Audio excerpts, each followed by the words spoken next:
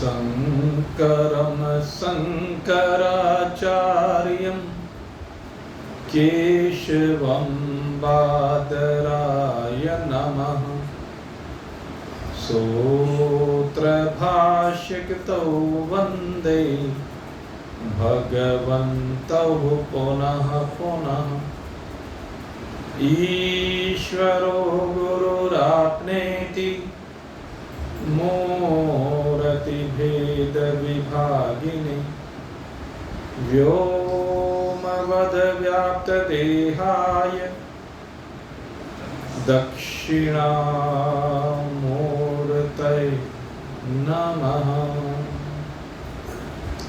कृष्णाय वासुदेवाय हरये परमात्मने प्रणतक्लेशनाशाय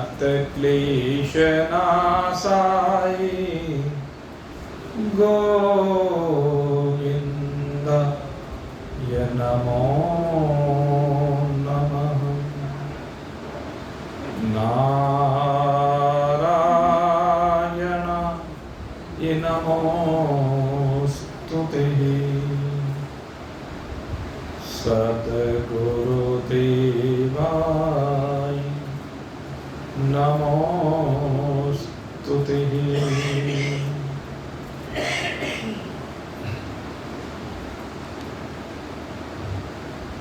भगवान आदि शंकराचार्य कृत इस विवेक चूड़ामणि ग्रंथ को हृदयंगम करके हृदय में लगी हुई समस्त गांठों को खोलने के लिए उद्यत जिज्ञासु हैं। पूर्व की चर्चा में आपके सामने सूक्ष्म भूतों का और फिर स्थूल भूतों का वर्गीकरण करते हुए उनके धर्मों की चर्चा की गई।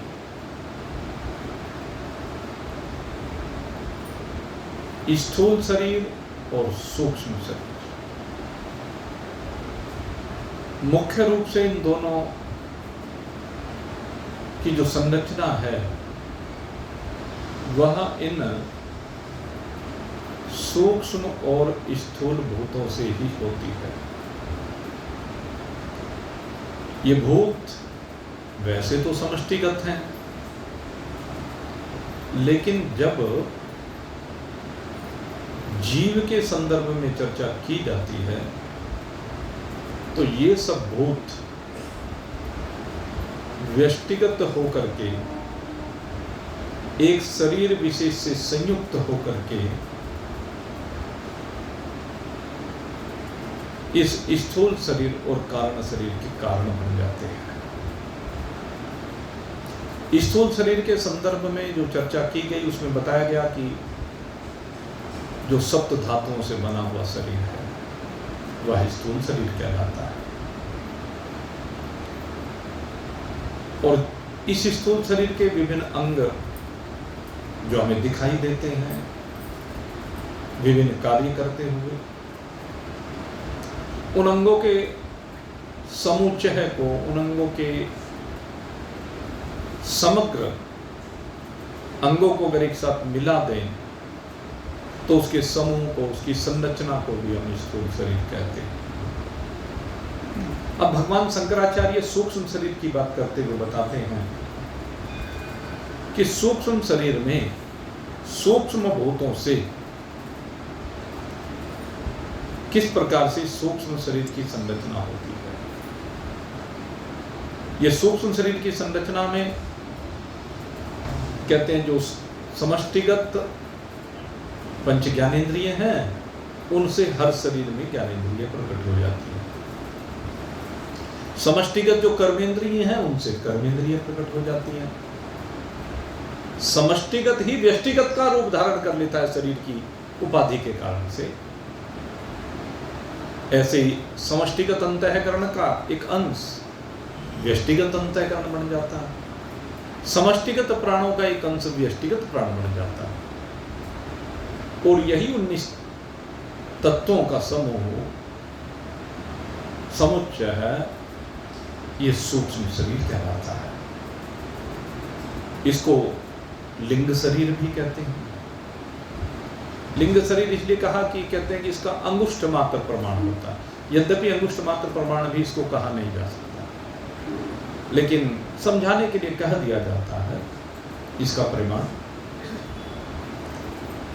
कहने को तो अंगुष्ठ मात्र है, लेकिन भाई सारी जो वासनाएं हैं वो सारी इसी में बैठी हुई है।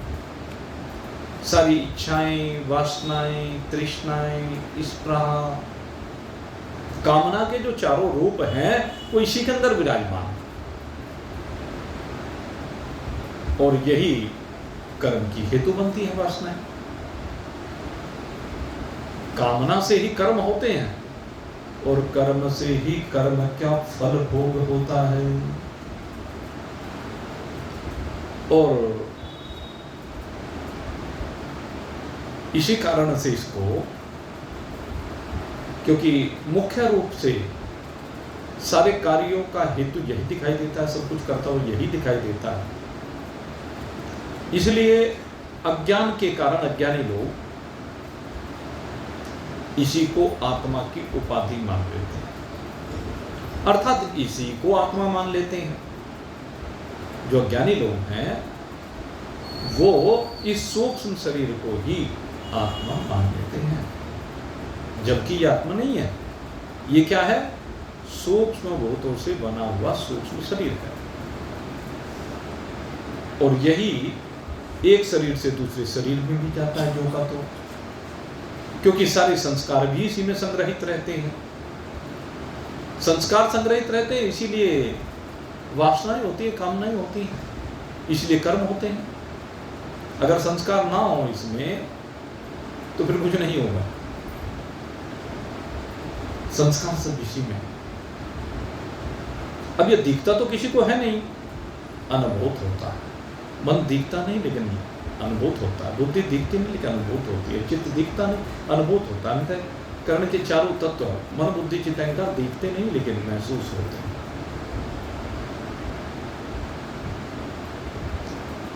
इसी प्रकार से ज्ञानेंद्रिय, कर्मेंद्रिय, प्राण,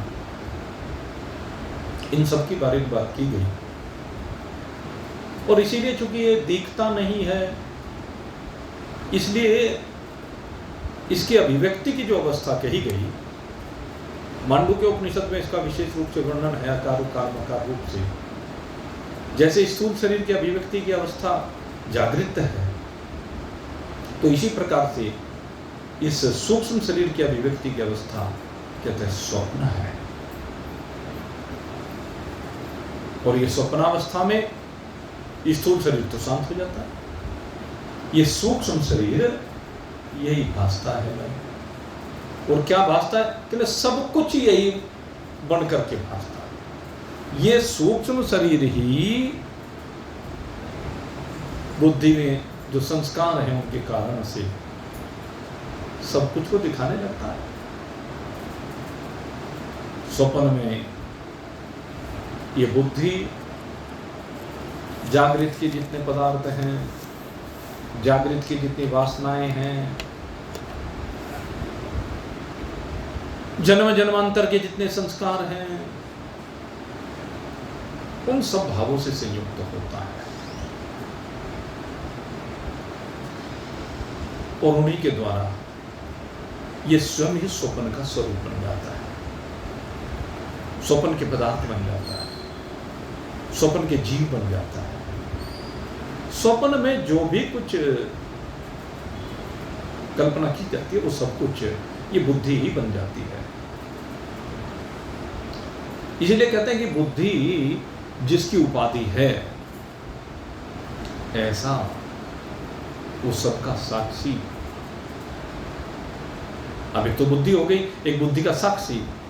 बुद्धि जिसकी वजह से निश्चय करती है कहते बुद्धि चाहे कुछ भी करे, लेकिन वो जो सबका साक्षी आत्मा है वो बुद्धि के कर्मों से लिप्त नहीं होता। इसलिए भोग जो होता है वो इस सूक्ष्म शरीर को ही होता है, आत्मा को नहीं होता। मुझे आत्मा में कोई भोग नहीं, मुझ साक्षी में कोई भोग नहीं, मैं इसके धर्मों से लिप्त नहीं होता, मैं सदा ही असंग बना रहता हूं। जितने भी उपाधिकृत कार्य होते हैं कहते मैं उसमें लिप्त नहीं हूं, पुण्य में लिप्त हो सकता हूं। ये सबका सब इस लिंग देह के सूक्ष्म शरीर के धर्म है।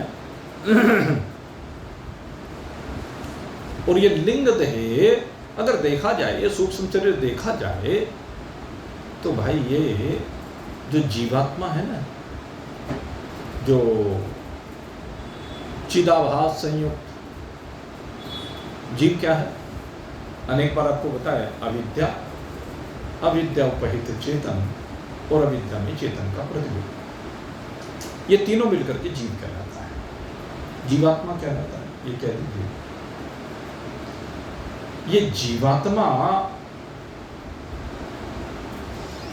ये जो सूक्ष्म शरीर है इसको माध्यम बनाता है, इसको अपने यंत्र बनाता है, करण बनाता है।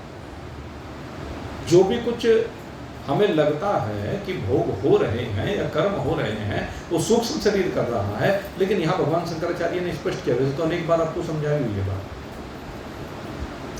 वास्तव में जीवात्मा कर्मों का हेतु है। ये चिदाभास संयुक्त जो जीव है यही कर्मों का हेतु है। हाँ, भाषता इस सूक्ष्म शरीर में है, क्योंकि उस जीवात्मा का तो अनुभव किसी किसी को होता है भाई। तो वास्तव में ये चिदात्मा पुरुष, जिस जीवात्मा जिसको हमने कहा है, यही सब का कारण है। और ये मन आदि भाई ये सारे इसके उपकरण हैं। अब सारे धर्म तो फिर किसके हुए? ये तो करण है। धर्म किसके हुए? जीव के हुए। जितने भी धर्म हैं, कर्तापना, भोक्तापना, लेनापना, देना पड़ा, हार जीत, लाभ हानि, जय पराजय, मान अपमान, कुछ भी कहो, वो सारे के सारे धर्म ये जीवात्मा के होते हैं।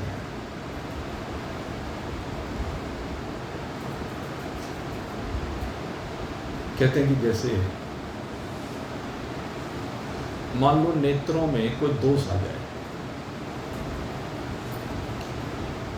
और दोष आने पर क्या होगा? नेत्र में दोष आने से धुंधला दिखने लगेगा भाई। ये चश्मे इसीलिए लगाए बैठे हैं सब। चश्मे जो लगाते हैं क्यों लगाते हैं? धुंधला दिखने लगता है, साफ दिखाई नहीं देता, कभी कभी बिल्कुल ही नहीं दिखाई देता, अंधत्व तक भी आ जाता है। और किसी के नेत्र ऐसे, हमने कई लोग ऐसे भी देखे, 70-70, 80-80 साल के भी कई लोग मैंने ऐसे देखे भाई, वो अभी भी अखबार पढ़ लेते हैं। इनके पिताजी देखो बता दिया 90 साल के हैं, लेकिन उसके बाद वो अभी भी अखबार अपने आप पढ़ लेते हैं। और हमारे तो चश्मा लगा के भी नहीं पढ़ा जाता, वैसे ही बताऊंगा। ये पुस्तक हम पढ़ते हैं, सामने रखी हुई है, तो इसके जो बारीक अक्षर हैं ये चश्मा लगा के भी नहीं दिखते हैं, ऐसे दो आंख में आ गए हैं। तो दोनों प्रकार के प्राणी हैं, जिनके नेत्र बिल्कुल निर्दोष हैं, बिल्कुल स्वच्छ हैं, जिनमें कोई विकार नहीं है, और ऐसे भी हैं जो भाई दोष युक्त हैं। कहते ये धर्म नेत्र का है, इसका आरोप आत्मा में नहीं है। ये जो दोष है ये तो नेत्र में दोष है, ये जीवात्मा भी दोष नहीं। ये दोष नेत्रों का दोष है, कान से कम सुन रहा है, वाणी से बोला नहीं जा रहा है, तो ये कोई कान का दोष है, कोई वाणी का दोष है। और कहते हैं दूसरी बात ये आत्मा में नहीं है। चलो जीवात्मा भी इनसे जुड़ जाता है, अंधेपन से, बहरेपन से, गूंगेपन से जीवात्मा भी जुड़ जाता है, लेकिन आत्मा नहीं जुड़ता। आत्मा इनका साक्षी है, आत्मा इनको जानने वाला है, आत्मा इनको देखने वाला है, लेकिन इनके धर्मों से बिल्कुल विलग होता है। तो इस प्रकार से कहते हैं कि सूक्ष्म शरीर के जितने धर्म हैं, उन सूक्ष्म शरीर के धर्मों से ये आत्मा बिल्कुल विलग होता है। अब इसके बाद प्राणों की बात की गई। प्राण के धर्मों, भाई आकर चुपचाप बैठा करो, ये इधर उधर कुछ नहीं, आराम से अगर बीच में आते हो ये बस वहीं से नमन नमन वगैरह के चक्कर में मत पड़ा करो, सब डिस्टर्ब होते हैं फिर। अब जब अध्यात्म का सत्संग चल रहा है तो सबको इस चीज़ का ध्यान करना है कि कोई बीच में डिस्टर्ब ना किया जाए। जैसे मोबाइल आदि हैं या बीच में नमन करना आदि है, इन सब चीज़ों को बाद में किया करो। जब सत्संग परिपूर्ण हो जाए या तो पहले आए, पहले तो सबके लिए छूट है, और या फिर बाद में, क्योंकि बीच में आने से देखो बाधा बनती है, वो चीज़ें अच्छी नहीं होती किसी भी प्रकार की, कोई भी बाधा करो। और एक चीज़ का ध्यान रखें विशेष रूप से, भाई देखो फ़ोन को या तो बंद करके आए, और अगर बीच में आता है तो तुरंत बंद कर दें, उठ के चल देते हैं, अब उससे सब डिस्टर्ब होते हैं। अब जब चलते हैं वाले दरवाजे पे जाके बात करनी शुरू कर दी, और वो यहाँ सबको सुन रही है। तो थोड़ा सा ये अनुशासन का ध्यान रखें। 1-1.5 घंटा जो सत्संग का समय होता है, इसमें सब चीज़ों को भूल जाएं। इसमें तो केवल परमात्मा की तरफ ध्यान रखना, इस बात का ध्यान रखें। चलिए, बोलिए सच्चिदानंद भगवान की जय। तो मुख्य बात यहाँ क्या बताएं कि जो सूक्ष्म शरीर है, जिसके ये 19 तत्व हैं, इन सूक्ष्म शरीर के धर्मों से आत्मा बंधा हुआ नहीं है। आत्मा इनका दृष्टा है, साक्षी है, और इनसे असंग है। ऐसे प्राण के धर्मों की बात की गई कि प्राण के धर्म होते हैं, श्वास पर श्वास की क्रिया प्राणों से होती है, हिचकी, छींक, जम्हाई आदि ये भी प्राणों से होती है, शरीर में कंपन भी प्राणों से होता है, चलने फिरने की क्रिया भी प्राणों से होती है। और एक चीज और बताऊं, ये जो भूख प्यास है ये भी प्राणों के धर्म है। जो क्षुधा पिपासा, कल अग्नि तत्व के धर्मों में चर्चा की गई थी। ध्यान है, क्षुधा माने भूख, तृषा माने प्यास, और ये किस किस के धर्म बताए थे, किसी के ध्यान है क्या? अग्नि में भूल गए एक ही दिन, अग्नि के 5 धर्म बताए थे। अग्नि जब स्थूल होती है तो अग्नि में आकाश मिलता है, अग्नि में वायु मिलती है, अग्नि का मुख्य भाग होता है, अग्नि में जल मिलता है, और अग्नि में पृथ्वी मिलती है। तो इनमें क्षुधा और तृषा दोनों ही बताए थे। अगर ध्यान हो तो वायु के मिलने से क्या होती है? प्यास, तृषा। और अग्नि का अपना मुख्य धर्म क्या होता है? भूख, क्षुधा। ये अग्नि का मुख्य धर्म होता है। और जल के कारण से कौन सा गुण आता है उसमें? भूल गए भाई से, कांति। पृथ्वी और आकाश के कारण कौन कौन से आते हैं? 2 चीजें हैं मिली जुली सी, एक निद्रा है और एक आलस्य है। थोड़ा ध्यान रखने की आदत डालो भाई, है? तभी तो मैं कहता हूँ ना, एक बार सुनने से काम नहीं चलता भाई, ये तो बार बार सुनने की चीज़ है। पर चलो, क्या जिसका जैसा मन करे, क्या कहें। तो ये प्राण के धर्मों की चर्चा की गई। इसके बाद अहंकार की बात की गई कि ये जो जीवात्मा है चिदाभास से संयुक्त हुआ, ये पता नहीं किन किन चीज़ों को लेकर के मैं पने के भाव से संयुक्त होता है। कभी शरीर को लेकर, कभी जाति को लेकर, कभी वर्ण को लेकर, कभी आश्रम को लेकर, कभी इंद्रियों को लेकर, कभी मन को लेकर के, बस सारे को मैं करके बोलता। ये जो मैं करके बोलता है नहीं, ये इसी का नाम अहंकार है। और यही जो भी कुछ करता है, कोई परोपकार का कार्य कर दे, 100 जगह गाता फिरता। परोपकार का कोई कार्य करे तो 100 जगह करता गाएगा, मैंने ये काम किया, अरे मैं ऐसा भंडारा करता हूँ, दूसरा मेरे सामने क्या करेगा, मैंने ऐसी चीज़ें बनवाई हैं। तो ये उसका मैं, ये अहंकार बोलता है। शरीर का अहंकार है, कर्म का अहंकार है, बल का अहंकार है, बुद्धि का अहंकार है, विद्वता का अहंकार है। खैर जो भी है ये सब, ये सारे के सारे अहंकार, अभिमान, इसको भाई त्यागने की आवश्यकता है, इससे बाहर निकलने की आवश्यकता है। इसके आप साक्षी हैं, ये आप नहीं है, साक्षी है इसके।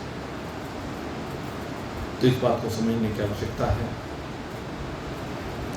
और एक चीज और है, जो हमारे जीवन में सुख और दुख आते हैं ना, उसमें हम क्या कहते हैं, मैं बड़ा दुखी हूं, मैं बड़ा सुखी हूं। जीवन में कुछ अनुकूलता आई तो मैं बहुत सुखी हूं, और कुछ प्रतिकूलता आ गई तो मैं बहुत दुखी हूं। यहां भी मैं यही अहंकार बोलता है, ये भी अहंकार का ही धर्म है। सुखी होना और दुखी होना, ये भी अहंकार का धर्म है।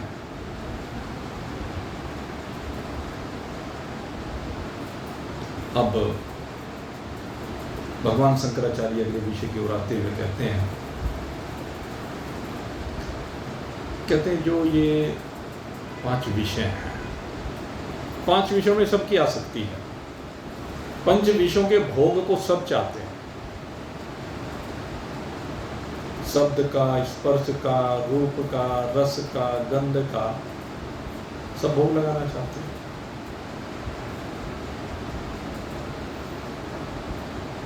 शब्द का भोग, जो मैं बोलूं सब बहुत ध्यान से सुनो। चाहते हैं कि नहीं चाहते? बोलना आए या ना आए, संयुक्त बोलता है नहीं बोलता है, लेकिन मन में क्या भाव रहता है कि जो मैं बोलूं वो सब सुने। अब जैसे मान लीजिए यहां भजन होते हैं, जो बोलने वाला है उसका क्या भाव रहता है कि जब मैं बोलूं तो सब बैठे हुए उस भजन को बड़े ध्यान से सुने, और वो अपनी पूरी जान भी लगाता है, इसमें कोई दो राय नहीं। वो भजन को अच्छा बनाने के लिए लय बनाता है, अच्छी प्रकार से बोलता है, उसकी कोई कथा नहीं हो तो चाहेगा। लेकिन ये भी मैं कहा है, ये भी अहंकार है। और दूसरी बात एक खूबी और भी है, भाई मेरा तो सब सुने, मैं किसी का ना सुनूं, मैं उसमें विक्षेप करूं। अरे जैसे तू जान लगा रहा है, ऐसे दूसरा भी जान लगा रहा है। दूसरा बड़ी मेहनत करके आता है, बहुत अच्छे अच्छे भजन जब तैयार किए जाते हैं तो उनमें मेहनत करनी पड़ती है, कई बार दोहरा के आना पड़ता है, चाहे कोई कॉपी लेकर भी, मोबाइल लेकर भी, उससे भी बोले, लेकिन उससे पहले वो 10 बार पढ़ के आता है और भाव बनाता है, क्योंकि भजन में भाव ही तो होता है, भजन में भाव ही तो सब से हम ये चाहते हैं कि सब मेरे बोले हुए को सुने, ये इनकार। मैं किसी का सुनूं या ना सुनूं, ये विकार है, ये बहुत बड़ा विकार है। जबकि अनेक जगह पर कहावतें हैं भाई, कि उन कहावतों में एक चीज है भाई वक्ता अच्छा होना कोई बड़ी बात नहीं है, श्रोता अच्छा होना ये बड़ी बात है। वक्ता तो जो हमारे पास है वो सुना रहा है, वो जानता ही है, हमारे पास जो खजाना है वो हमें पता है। लेकिन असली बात तो ये है कि जब दूसरा बोल रहा है तो उसके खजाने को हम कितना प्राप्त करते हैं, कितना लूटते हैं। वो तो लूट ही रहा है माल, सबके लिए है, सबके लिए लुटाया जा रहा है, महापुरुष सबके लिए माल लुटाते हैं, तो लूट लो भाई जितना लूट सको।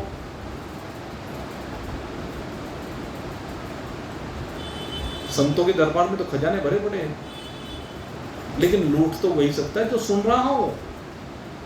जो सुने ही नहीं तो लूटेगा क्या? इसलिए अच्छा वक्ता होना अलग बात है, लेकिन अच्छा श्रोता होना ये उच्च स्तर की बात है। इसमें अहंकार निवृत्त होता है, हम दूसरे की सुने, इससे अहंकार निवृत्त होता है। इसलिए कहते हैं भाई ये जो विषयों का भोग है सबको अच्छा लगता है, सबको अनुकूल परिस्थितियां अच्छी लगती हैं, प्रतिकूल से सब दुखी होते हैं। लेकिन भाई यहाँ कहते हैं कि हमारा जो ये आत्मा है ना भाई, ये इन अनुकूलताओं और प्रतिकूलताओं से दुखी नहीं होता। ये तो अहंकार का ही धर्म है, ये तो अंतःकरण का ही धर्म है, मुझ आत्मा का ही धर्म नहीं है। मैं आत्मा तो बिल्कुल विलग हूं। और कहता मुझे आत्मा की अगर अनुभूति करनी है तो आप देखिए सुसुप्ति अवस्था को। जब सुसुप्ति की अवस्था होती है तो सुसुप्ति की अवस्था में सब चीजों का अभाव हो जाता है, सारे विषयों का अभाव हो जाता है सुसुप्ति में। लेकिन जैसे ही सुसुप्ति से जागता है तो कहता है कि आज बड़े सुख से सोया। जहां विषय नहीं है उसके बाद, जब विषयों का भान नहीं है तो उसके बाद कहता है कि आज बड़े सुख से सोया कि कुछ भी पता नहीं। ये जो सुख से सोया यानी उस सोई हुई अवस्था में उसको कितना आनंद मिला है। इतना आनंद संसार के किसी भी भोग में नहीं मिलता जितना उस सोते हुई अवस्था में मिलता है। सारी थकान समाप्त हो जाती है, आदमी सुबह बिल्कुल फ्रेश उठता है अगर सो जाए तो। उठता है कि नहीं उठता है? उठता है ना। सुसुप्ति का जो सुख है वो एक अलग सुख है, और ये सुसुप्ति का जो सुख है, ये जो सुसुप्ति का आनंद है, इसका कारण क्या है? सुसुप्ति के आनंद का जो कारण है उसका कारण यह है कि सुसुप्ति की अवस्था में ये जीवात्मा हृदय में जाता है, और जीवात्मा हृदय में जाकर के वहां पर बैठे हुए परमात्मा के साथ जुड़ता है, और उससे जुड़ने के कारण से इसको आनंद आता है। यह कारण है जो सिद्ध करता है कि आनंद कहां है।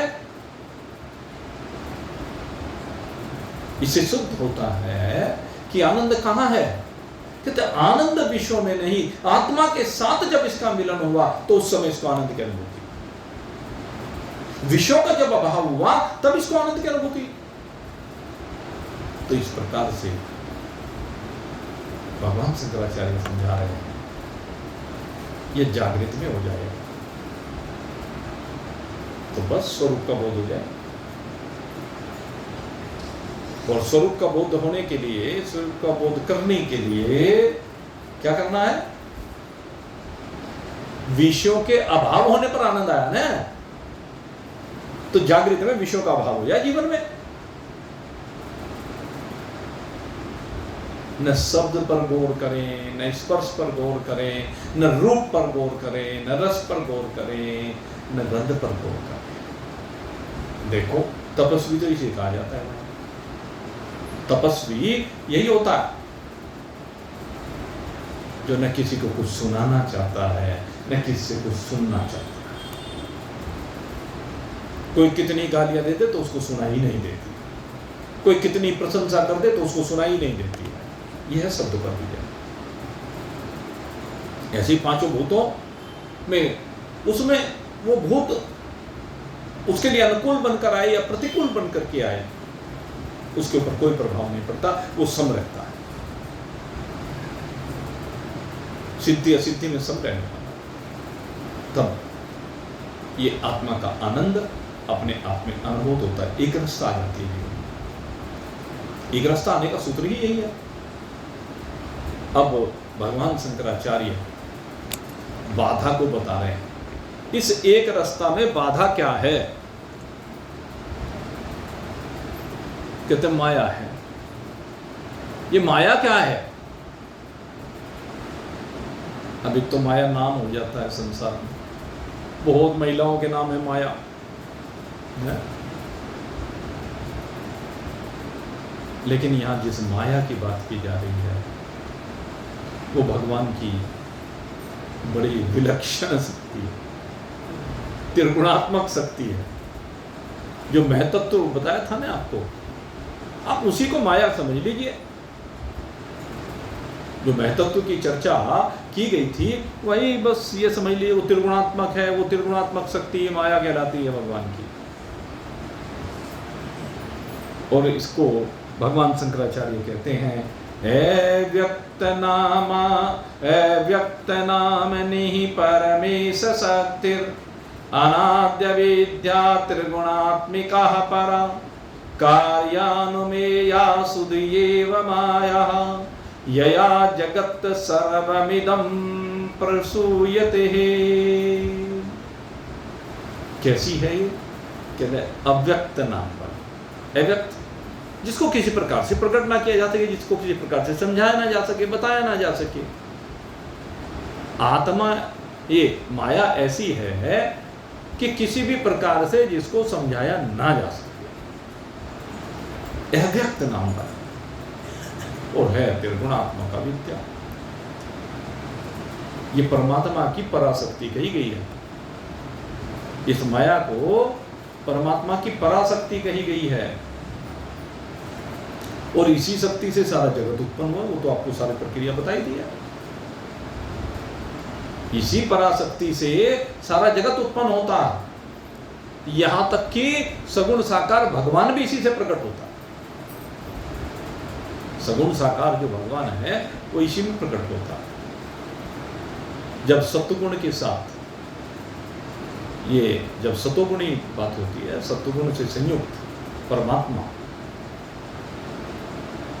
तो इस सत्वगुण में जब परमात्मा का प्रतिबिंब पड़ता है तो तीनों को मिलाकर के सत्वगुण, शुद्ध सत्वगुण कहा गया इसको। शुद्ध सत्वगुण और उस सत्वगुण में पड़ने वाला परमात्मा का प्रतिबिंब जिसको चिदाभास कहते हैं। और परमात्मा माने वो निर्गुण निराकार अविनाशी स्वरूप, वो परमात्मा, ये तीनों मिलकर के यही सगुण साकार ईश्वर का रूप धारण करते हैं। और कहते हैं जब ये सतोगुण मलिन हो जाए, मैला हो जाए, तो मैला जो सतोगुण हो जाता है जहां जहां पर, वहीं पर अविद्या का प्रकटन होता है। जैसे एक चादर है, बिल्कुल स्वच्छ चादर है, तो ईश्वर की प्रतीक है समझ लीजिए। और एक चादर जिस पर बीच बीच में धब्बे लगे हुए हैं, ये धब्बे अविद्या के प्रतीक हैं। इसको आप दर्पण से भी समझ सकते हैं। दर्पण से और अच्छी तरह से इसमें समझ में आएगा। एक बहुत बड़ा दर्पण है, बिल्कुल शुद्ध साफ स्वच्छ, तो उसमें आप प्रतिबिंब देखेंगे तो कितने दिखाई देंगे? एक दिखेगा कि अनेक दिखेंगे? एक ही दिखेगा ना। तो ये तो ईश्वर है। जब ये माया बिल्कुल शुद्ध होती है तो उसमें पड़ने वाला जो परमात्मा का प्रतिबिंब वो एक होता है, इसलिए ईश्वर एक है। अब दूसरी बात, ये जो दर्पण है इस दर्पण में बीच बीच में धब्बे लगे हुए हैं, बहुत सारे, बहुत धब्बे, छितरे छितरे से। अच्छा, उसमें अगर प्रतिबिंब देखने लगो, उसमें जब आप प्रतिबिंब देखने लगेंगे, आपको दो तरह के प्रतिबिंब उसमें दिखाई देंगे। एक तो क्या है कि जहां जहां निर्मलता है पूरे के पूरे में, तो उस पूरे के पूरे पर एक कटा पीटा सा प्रतिबिंब एक दिखाई देगा। और अगर ये ध्यान से गौर से आप देखोगे तो जितने में धब्बे लगे हुए हैं, उन धब्बों में हर एक में एक एक प्रतिबिंब दिखाई देगा। उन टुकड़ियों में अलग अलग प्रतिबिंब दिखाई देंगे। यही जीवत्व है, इसीलिए जीव अनेक हैं। कहते हैं जहां स्वच्छता है वहां तो परमात्मा ईश्वर है, वो एक है, और जहां अशुद्धि है वहां पर एक ही परमात्मा, प्रतिबिंब तो एक ही परमात्मा का पड़ रहा है, लेकिन वही एक परमात्मा उन अविद्या के कारण उस मैले हुए सतोगुण में अनेक होकर के प्रकट होता है, और ये जीव भाव होता है। इसको जीव भाव कहते हैं। शुद्ध सत्वगुण को माया कहा गया, जिससे ईश्वर, और मलिन सत्वगुण को अविद्या नाम दे दिया, है एक ही बात। और फिर तीसरे का तम प्रधान, तो तम प्रधान प्रकृति की तो संरचना आपको सारी बताई। तामस अहंकार से जो जो संरचना हुई है वो तो सारी आपको बताई। 2 दिन इसी में लगाए थे। वो भूतों की सृष्टि, उनके धर्मों की सृष्टि, उनसे अनेक अनेक प्रकार की जो पहले सूक्ष्म सृष्टि, फिर स्थूल सृष्टि, इस सब की चर्चा तो विस्तार से हो चुकी है। तो माया भगवान की पराशक्ति, जिससे सब कुछ का निर्माण होता है, जिससे सगुण ईश्वर भी प्रकट होते हैं, जिससे सारे जीव भी प्रकट होते हैं, और जिससे सारी तम प्रधान प्रकृति भी प्रकट होती है। और कहते हैं ये दिखती भी है क्या कहीं? कहने लगे बस कमी है, ये दिखाई कहीं नहीं। इसका पता कैसे चलता है? इसका पता कैसे चले? कहने लगे काम होने के बाद पता चलता है। गाड़ी में यात्रा कर रहे थे,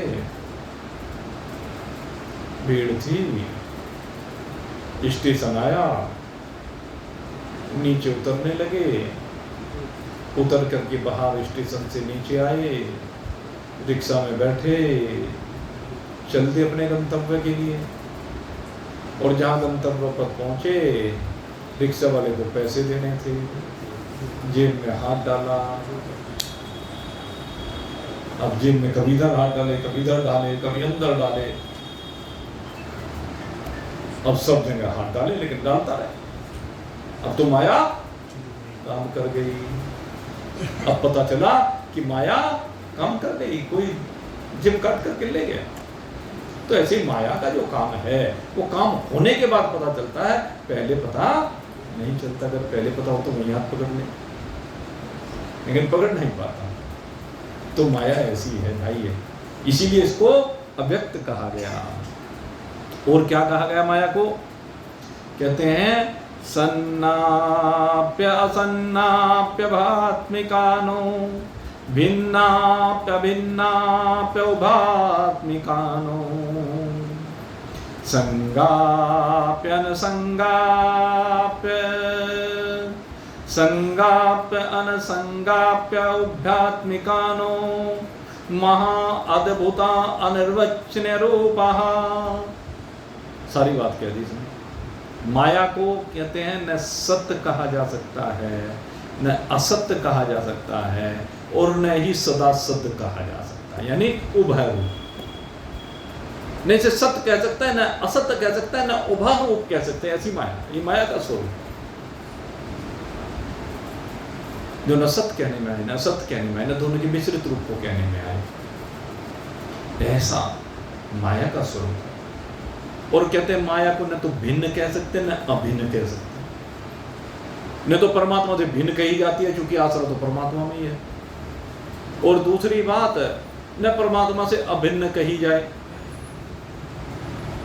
परमात्मा से ये अभिन्न भी नहीं कही जाती है। प्रकृति को तो परमात्मा की अभिन्न शक्ति कहते हैं, लेकिन इस माया को नहीं कहते, इस महतत्व को नहीं कहते।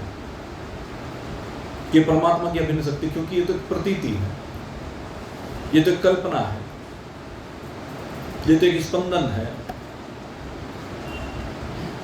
तो इस प्रकार से जिसको न भिन्न कहा जा सके, न अभिन्न कहा जा सके, न उभय रूपा भिन्न अभिन्न रूप से व्यक्त किया जा सके, ऐसी माया है। और फिर कहा जिसको न अंग सहित कहा जा सके, न अंग रहित कहा जा सके, न संग न असंग, न किसी भी अंग से रहित, किसी भी प्रकार से जिसको व्यक्त ना किया जा सके, ऐसी ये माया बड़ी अद्भुत है। इसलिए इसको महान पुरुषों ने, शास्त्रों ने अनिर्वचनीय रूपा कह करके छोड़ दिया है। शुद्धाद्वय ब्रह्म विबोधनाशया सर्प भ्रमो रज्जु विवेकतो यथा रजस्तमः सत्त्वमिति प्रसिद्धः गुणास्तदीया प्रथितैः स्वकार्यैः। और कहते हैं जैसे रस्सी है, रस्सी में सर्प का भ्रम हो जाता है, लेकिन जब प्रकाश हो जाए तो फिर से रस्सी प्रतीत होने लगती है। यानी रस्सी का ज्ञान हो जाने के बाद फिर सर्प रहता है क्या? जब पता चल जाएगी तो रस्सी है, सर्प नहीं है। तो सर्प के दिखने पर जो भय हुआ था उसकी निवृत्ति हुई कि नहीं हुई? अपने आप ही निवृत्ति हो गई। अब तक तो बड़ा भयभीत था सर्प को देख करके, और जैसी रस्सी दिखी अपने आप पे हंसने लगा, कैसा मूर्ख है तू, रस्सी को सांप समझ लिया। तो ऐसे ही भाई ये जो माया है ये क्या है? ये रस्सी में सर्प के समान है। और ये सर्प किसको ढक लेता है? अपनी वास्तविकता को ढक लेता है, रस्सी को ढक लेता है। जिस समय सर्प भासता है उस समय रस्सी भासती है क्या? सर्प जितने समय दिखता है उस समय रस्सी नहीं दिखती,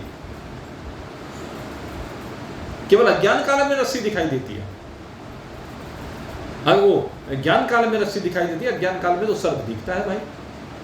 तो माया के काल में तो संसार दिखता है, लेकिन अगर माया की निवृत्ति हो जाए, ज्ञान का प्रकाश हो जाए, तो माया निवृत्त हो जाती है, परमात्मा ही दिखता है। अगर परमात्मा से अभिन्न हो तो फिर तो माया भी दिखे, लेकिन माया की निवृत्ति हो जाती है। स्वप्न जैसे दृष्टा से भिन्न होता है, स्वप्न का देखने वाला स्वप्न से सदा विलग होता है। यद्यपि उसी में स्वप्न प्रतीत हो रहा है, आधार वही है, लेकिन जैसे बोध होता है तो स्वप्न है तो स्वप्न समाप्त हो जाता है, उसके पात्र समाप्त हो जाते हैं, उसके पदार्थ समाप्त हो जाते हैं, और एक दृष्टा मात्र वो जो बतू रह जाता है। रस्सी जो की तो रह जाती है। ऐसी ये माया है। कहते इस माया को तीन गुणों के रूप में हम अनुभूत करते हैं, सतोगुण, रजोगुण, तमोगुण के रूप में। पहले रजोगुण की बात भगवान शंकराचार्य ने की। रजोगुण के रूप में माया कैसी है? कहले क्रिया रूपा है। विक्षेप शक्ति ही रजसः क्रियात्मिकः यतः परवृत्ति प्रसितः पुराणी। ये 15वें अध्याय में पुरुषोत्तम योग में भी आया था, वहीं से लिया गया है। ये यतः प्रवृत्ति ही परसृतः पुराणी रागादयो अश्या परभवन्ति नित्यं दुखादयो ये मनसो विकारः ऊर्ध्वमूलमधः शाखमस्वत्थं प्राहुरव्यं छन्दांसि यस्य प्राणानि यस्तं वेद स वेदवित् अधस्य ऊर्ध्वं परसृतास् तस्य शाखा गुण प्रवृद्धा विषयः प्रवालः। वहां तक वो गुणों के द्वारा जो वृद्धि को प्राप्त हो रहा है वही चीज यहाँ पर आ रही है गुणों के द्वारा। ये माया तीन गुणों के द्वारा अपना पासा फेंकती है। और सबसे पहले रजोगुण की बात की तो रजोगुण में क्या है? कहते रजोगुण के अंदर क्रिया रूपा विक्षेप शक्ति है, जिससे सारी क्रियाएं होती हुई आई हैं। विक्षेप, हलचल, अस्थिरता, चंचलता, ये सारी कहाँ है? रजोगुण में है। और इसी से, इस विक्षेप के कारण, इस अस्थिरता के कारण सारे राग आदि जितने भी दुख हैं वो सब इसी के कारण होते हैं। सारे मन को विकारित करते हैं। मन सो विकारहा, मन के विकार का कारण यही है भाई। सब इसी से उत्पन्न होता है। क्या क्या? काम क्रोधो लोभ दंभाद्यसूयः अहंकारेश्वर मत्सराध्यास्तु घोरः धर्मा इति राजसः पोम परवृत्तिः यस्मादेशा तदरजो बंध हेतुः।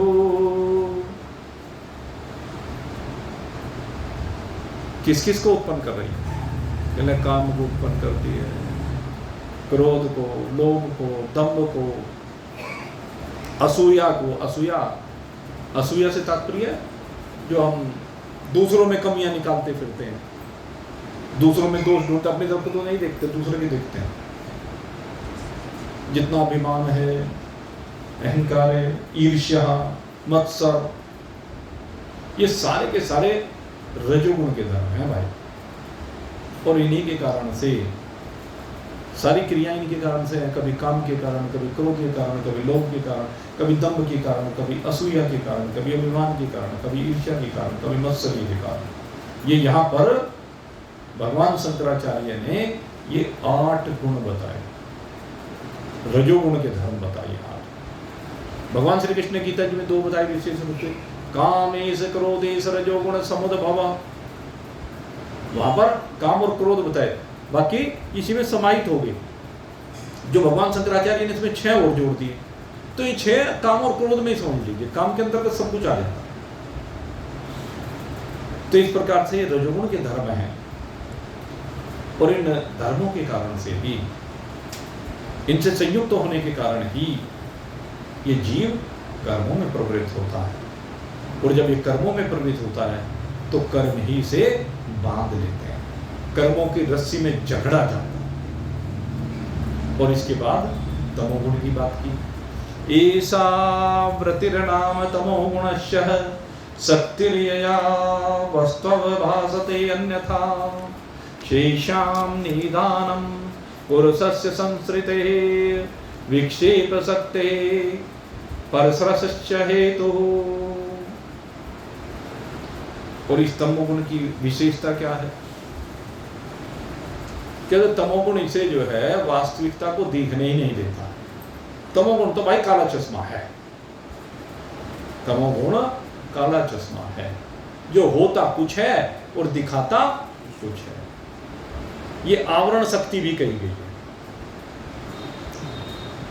इसको, तमोगुण को आवरण शक्ति के रूप में, वैसे तो विक्षेप ही कहते हैं, एक विक्षेप ही है, तो आवरण के कारण हो, किसी भी कारण से हो, जब कुछ का कुछ दिखता है। तो ये ऐसी शक्ति है जिसके कारण है तो कुछ और दिखना कुछ लगते हैं। तो इसको तमोगुण की आवरण शक्ति, जो ढक लेती है, पर्दा डाल देती है आंखों के आगे। और यही आवरण शक्ति जन्म मरण का भी हेतु है, और भाई संसार का आदि कारण भी यही है। यह आवरण शक्ति सबसे खतरनाक है। जब तक आवरण पड़ा हुआ है तब तक ये जीव अपने को कभी शरीर मानता है, कभी ज्ञानेंद्रिय कर्मेंद्रिय प्राणांतकरण मानता है, कभी वर्ण जाति आश्रम वाला मानता है। यह है आवरण, यह है वो अज्ञान। है तो आत्मा, लेकिन मानता अपने को अनात्मा है। ये आवरण ही समस्त विक्षेपों का कारण है। अगर यदि अपने आप को एक बार इसने आत्मा मान लिया, फिर कहाँ काम, कहाँ क्रोध, कहाँ लोभ, कहाँ मद मात्सर्य, ईर्ष्या, असूया, जो ये बताए, ये फिर कहाँ रह जाएंगे? कहते विक्षेप का जनक भी यही है।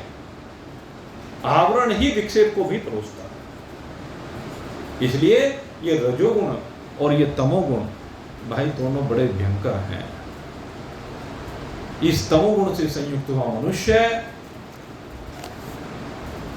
कहते हैं भाई चाहे वो कितना ही बुद्धिमान हो, विद्वान हो, चतुर हो, शास्त्र के सूक्ष्म से सूक्ष्म अर्थ को ध्यान करना शब्द के ऊपर, शास्त्र के सूक्ष्म से सूक्ष्म अर्थ को भी देखने वाला हो, समझाने वाला हो, लेकिन अच्छी तरह समझने वाला नहीं होता है। समझाने वाला तो हो जाता है, लेकिन समझने वाला पर उपदेश कुशल बहु तेरे, जे आचरहिते नर न घनेरे। दूसरे को उपदेश तो देने बहुत आते हैं। अब शास्त्र में बार बार पढ़ाता है, कथा कर रहे हैं, कथा करते हुए माता पिता की सेवा करनी चाहिए, ये तो सब बताते हैं। गरीबों पर दया करनी चाहिए, सब बताते हैं। और गुरुओं की सेवा करनी चाहिए, पितरों के लिए करना चाहिए, देवताओं के लिए करना चाहिए, ईश्वर के लिए बहुत सी बातें बताते हैं। और जब अपना नंबर आ जाए, माता पिता की सेवा करने का नंबर है, पीछे हट जाए, गुरु जी की सेवा करने का नंबर है, पीछे हट जाए, उल्टा यही चाहे या उल्टे मेरी सेवा कर दे। हंस रहे 90% यही स्थिति भाई, 90% स्थिति यही है। आगे 10% ही हैं जो इन सब की तरफ ध्यान करते हैं। तो यही है वो आवरण शक्ति। इस आवरण शक्ति के कारण से व्यक्ति सही से निर्णय नहीं ले पाता है, दूसरे को तो कह देता है लेकिन अपने जीवन में उतारता नहीं है। और इसी कारण से 4 चीजें यहाँ पर उत्पन्न होती हैं। एक है अभावना, एक है विपरीत भावना, एक है असंभावना और एक विप्रतिपत्ति। ये तमोगुण की शक्तियां इसका पिंड नहीं छोड़ती हैं और विक्षेप शक्ति भी इसे निरंतर डामाडोल रखती है। इसके जीवन में अज्ञान आता है, आलस्य आता है, जड़ता आती है, निद्रा आती है, प्रमाद आता है, मूढ़ता आती है। ये सब तमोगुण के लक्षण हैं। इनसे संयुक्त हुआ व्यक्ति, उसे कुछ दिखाई नहीं देता, वो तो जड़ हो जाता है। कहाँ के लिए स्तंभ के समान हो जाता है, जैसे खंबा हो ऐसा हो जाता है, जड़वत। तो ये जो अज्ञान का आवरण है भाई, इसे हटाने की आवश्यकता है। अच्छा, शराब पीने वाले को पता नहीं है क्या? बताओ, किसे नहीं पता जो शराब पीता है कि ये शराब पीना, ये बीड़ी सिगरेट पीना, ये तंबाकू गांजा चरस, पता नहीं उसे कि ये सब हानिकारक है, लेकिन फिर भी आंखों पर पट्टी बंधी है तभी तो इन सब का पान करता है। पागल ही तो है वो, पागल नहीं तो और क्या है, उसे पता है और फिर भी कर रहा है। यही ज्ञान, यही तमोगुण की शक्ति है, यही विक्षेप शक्ति है, इसी को हटाना।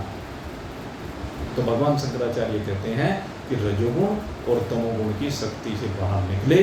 और अब भगवान शंकराचार्य सत्वगुण की चर्चा। वैसे आपने सामान्यतः देखा होगा, पहले सत्वगुण की चर्चा होती है, फिर रजोगुण और तमोगुण की, लेकिन यहाँ भगवान शंकराचार्य ने पहले रजोगुण और तमोगुण की चर्चा की है, अब इसके बाद सत्वगुण की चर्चा करते हैं। और ये सत्वगुण की चर्चा अब कल कर लेंगे भाई, क्योंकि सत्वगुण ही तो मेन आधार है उन्नति का। तो इस सत्वगुण की चर्चा कल आपके सामने प्रारंभ करेंगे। तब तक के लिए भाई जयराम जी बोली सच्चिदानंद भगवान की